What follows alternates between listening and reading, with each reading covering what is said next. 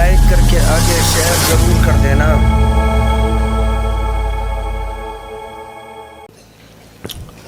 نکاح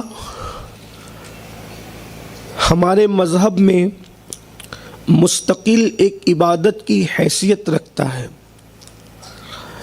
اور ہمارے مذہب میں مذہبی ہونے کے لیے نکاح سے دور رہنے کی اجازت نہیں ہے۔ اس لیے کہ جب جان مذہب نے متعدد نکاح فرمایا تو اب کوئی مذہبی ہو کر نکاح کا انکار کیسے کر سکتا ہے؟ نکاح کی بڑی فضیلت آئی ہے، یہاں تک فرمایا گیا کہ جو نکاح کرتا ہے اس کا آدھا ایمان محفوظ ہو جاتا ہے، اور وہ آدھے ایمان کے بارے میں اللہ سے ڈرتا رہے۔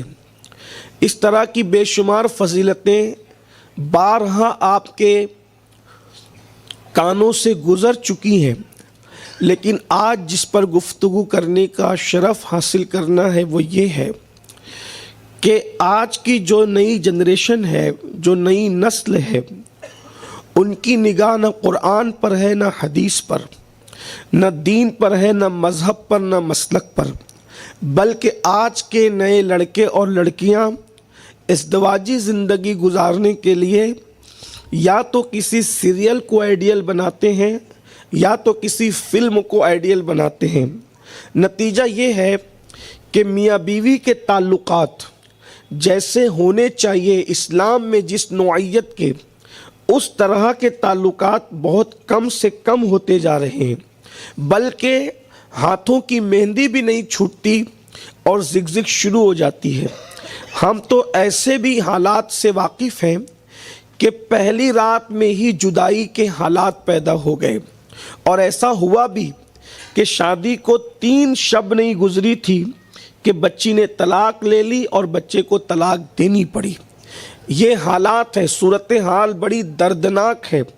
ہم نکاح کے معاملے میں جتنے خوش ہیں، وہیں پر نکاح کرنے کے بعد جو نکاح میں ناپائیداری ہے، جو نکاح کے رشتے نہ نبھانے کے ماحول ہے، اس پر بھی توجہ دینے کی ضرورت ہے۔ میرے آقا صلی اللہ علیہ وآلہ وسلم کے دیوانوں اور اے خاتون جنت رضی اللہ تعالی عنہ کی کنیزوں، ایک شوہر کا اسلامی تصور کیا ہے؟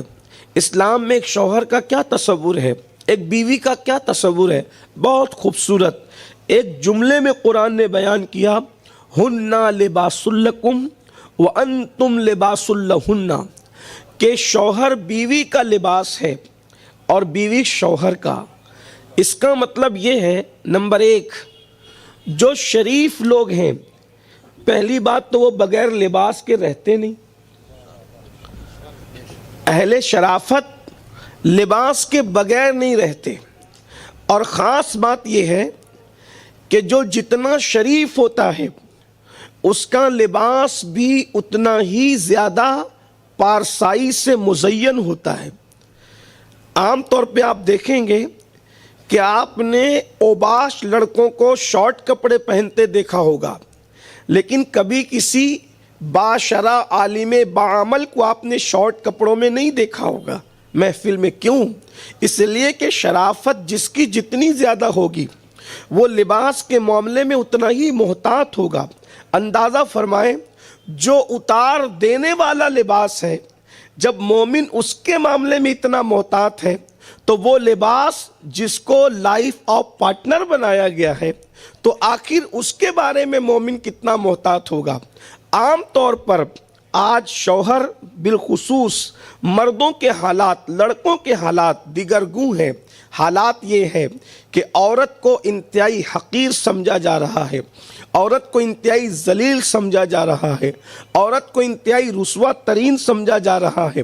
خواتین کے حقوق کے حوالے سے نوجوان لڑکے ذرا بھی سیریس نہیں ہے۔ اللہ اکبر۔ یہ اور پھر کچھ بچیاں ایسی بھی ہیں کہ اگر وہ پڑھ لکھ لے تو معاذ اللہ اسلام کے حوالے سے وہ شکوک و شبہات کا اظہار کرتی نظر آتی ہے۔ چند لوگوں کی ناعاقبت اندیشی کی وجہ سے اللہ اکبر پورے اسلام پر سوالیہ نشان کھڑا ہو رہا ہے۔ آئیے میں آپ کو بتاؤں بیوی کی اہمیت اسلام میں کیا ہے۔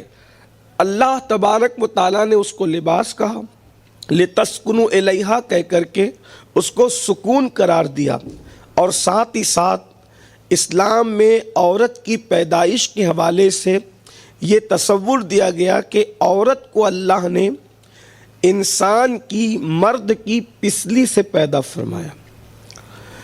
مرد کی پسلی سے عورتیں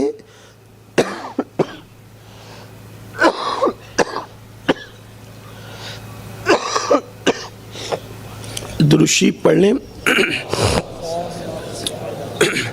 میری کھانسی کی آواز آپ کے کانوں پر اگر بار گزرے تو میں پیش کی اس کے لیے معذرت چاہتا ہوں۔ بیمار تو نہیں ہوں، لیکن کچھ بہت اچھا بھی اس وقت نہیں ہوں۔ میں نے طے کیا تھا کہ طبیعت چاہے جیسی ہو وہ ڈیلی جانا ہی ہے، اس لیے کہ یہاں کے احباب کو یہ شکایت ہے کہ میں یہاں نہیں آتا۔ تو ڈاکٹر نے مجھ سے کہا کہ آپ سفر نہیں کر سکتے، لیکن میں نے کہا مجھے جانا ہی ہوگا، اگر میں نہیں گیا تو یہ خطری لوگ میرے لیے خطرہ نہ بن جائے۔ تو اس لیے آپ کو کھانسنے کی آواز اگر بار پڑے تو معاف کر دیجیے گا۔ درود شریف پڑھ لیں آپ لوگ۔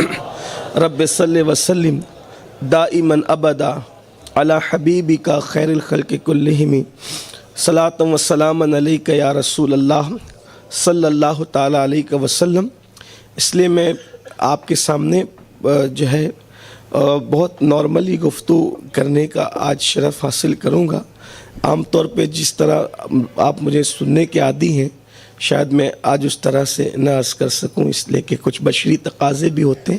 ویسے آپ کو تشویش نہیں کرنا، میں بیمار نہیں ہوں، لیکن اللہ تبارک و تعالیٰ ہم سب کے حال پہ رحم فرمائے۔ درود شریف پڑھیں آپ۔ رب صلی وسلم دائماً ابدا علی حبیبک خیر الخلق کلہم صلاۃ و سلام علیک یا رسول اللہ صلاۃ و سلام علیک یا جد الحسن والحسین۔ عورت کو اللہ تعالیٰ نے مرد کی پسلی سے پیدا کیا، اور اب تھوڑا پسلی پر آپ کی توجہ چاہتا ہوں۔ انسان کے جسم میں جتنی ہڈیاں ہیں، سب سے کمزور ہڈی پسلی کی ہڈی ہوتی ہے۔ اس سے کمزور انسان کے جسم میں، میری اپنی معلومات کے مطابق جتنی میری ناقص معلومات ہے، اس سے کمزور ہڈی انسان کے جسم میں نہیں ہے، ٹھیک؟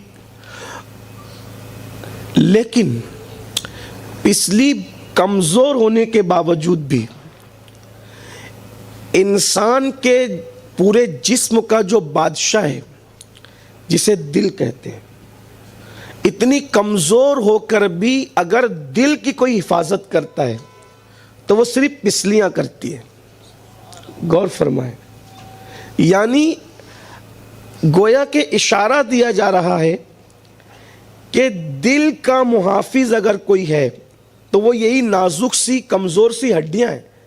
اسی لیے انسان جب گرتا ہے تو اس کے دل پہ چوٹ جلدی نہیں آتی، اس لیے کہ دل ختم ہو جائے گا تو انسان ختم ہو جائے گا، دل بند ہو جائے گا تو انسان بند ہو جائے گا۔ لیکن دل کی حفاظت پسلیاں کرتی ہے۔ ایکسیڈنٹ اللہ نہ کرے ہو جائے، پسلیاں ٹوٹتی ہے، خود ٹوٹ کر کے وہ دل کو بچاتی ہے۔ یعنی کہ اللہ نے پسلی سے پیدا کیا، پھر دائیں طرف نہیں بلکہ بائیں طرف کی پسلی سے پیدا کیا۔ یعنی جو پسلی کمزور ہے، اس سے پتہ چلا کہ جب پسلی سے عورت پیدا ہوئی تو عورت کمزور ہے، نمبر ایک۔ نمبر دو، کمزور ہونے کے ساتھ ساتھ پھر وہ ٹیڑھی بھی ہے۔ جب ہمارے مذہب نے یہ ہمیں تصور دیا کہ جس کو اللہ نے فطرتاً ٹیڑھا پیدا فرمایا، تو اب مرد ہوشیاری نہ کیا کرے اس کو سیدھا کرنے کی۔ جو بھی اس کو سیدھا کرنے جائے گا، اللہ کے رسول علیہ الصلاۃ والتسلیم نے فرمایا، اللہ نے عورت کو انسان کی، مرد کی پسلی سے پیدا کیا، اور پسلی ٹیڑھی ہوتی ہے۔ فرمایا اللہ نے جسے ٹیڑھا پیدا کیا، اب تم اس کو سیدھا کرنے کی کوشش مت کرو، اس کو سیدھا کرنے کی کوشش۔ حضور علیہ السلام فرما رہے ہیں، جس نے کائنات کو سیدھا کر دیا وہ عورت کو سیدھا کرنے سے منع فرما رہے ہیں، وہ اس کو سیدھا کرنے کی کوشش مت کرنا، اگر تم نے اس کو سیدھا کرنے کی کوشش کی تو تم اس کو توڑ دو گے، وہ ٹوٹ جائے گی، اور توڑنا مطلب طلاق دینا ہے۔ کمزور ہے، ٹیڑھی پسلی سے پیدا ٹیڑھی ہے، لیکن محافظ کتنی ہے، ٹیڑھی اور کمزور ہونے کے باوجود محافظ کتنی ہے، دل کے قریب کی پسلی سے پیدا کی گئی ہے۔ اس لیے عورتیں بہت انسیت رکھتی اپنے شوہر سے، بڑی محبت رکھتی اپنے شوہر سے، بہت پیار رکھتی اپنے شوہر سے۔ اور آپ کو بتا دیا جائے